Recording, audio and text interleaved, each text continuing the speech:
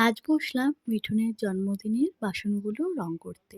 আমি বাজার থেকে একটা থালা, ৭টা বাটি আর ৩টে গ্লাস নিয়ে এসেছিলাম।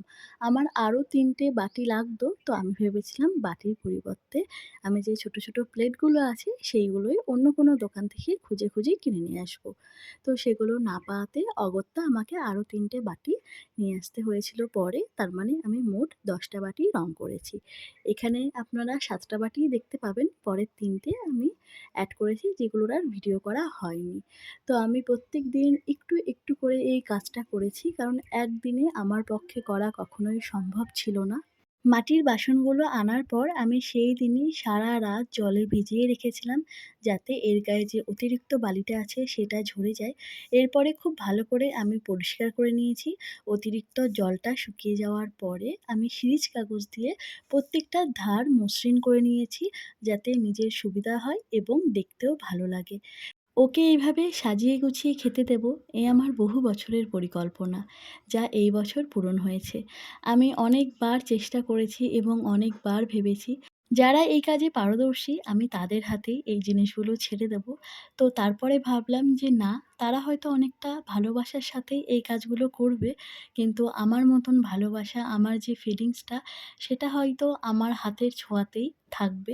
তো আমি ১ম এ ভেবেছিলাম আমি করলে হয়তো জিনিসটা ততটাও নিপুণ হবে না, ততটাও পারফেক্ট হবে না। তারপরে ভাবলাম জিনিসটা পারফেক্ট হওয়ার থেকেও আমার ভালোবাসাটা মিঠুনের কাছে অনেকটাই গুরুত্বপূর্ণ। কারণ এখানে যদি আমি পারফেক্ট নাও হই, তাতেও ও অনেকটা খুশি হবে। ও বুঝবে আমি অনেকটা ভালোবেসে ওর জন্য এটা বানিয়েছি। আমাদের জীবন যেমন কোথাও সোজা বা কোথাও একটু বেঁকা, তো আমার এই হাতে ছোঁয়া কাজটাও সেইরকম। আমার জীবনের মতন কোনো জায়গায়ই ঠিকঠাক পারফেক্ট নয়। তো আমি ছোটবেলা থেকে যে আঁকা শিখেছি সেটা নয়। যখন আমার পড়ার চাপে মাথা ভার হয়ে যেত, তখনই আমি বসে যেতাম রং পেন্সিল এবং খাতা নিয়ে। আমি ২০২২ সালে মেহেন্দি ও কলকা শিখি। কাজের ব্যস্ততা এবং বিভিন্ন কারণে তা আমার জীবন থেকে অনেক দূরে ঠেলে দিয়েছি। যা আমার ভারী অন্যায়, তা আমি আজ হাড়ে, হাড়ে টের পাচ্ছি।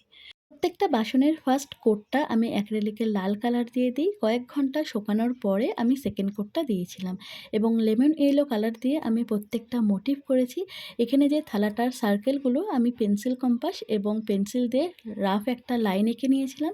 তারপরে আমি তুলির সাহায্যে প্রত্যেকটা জিনিস করি।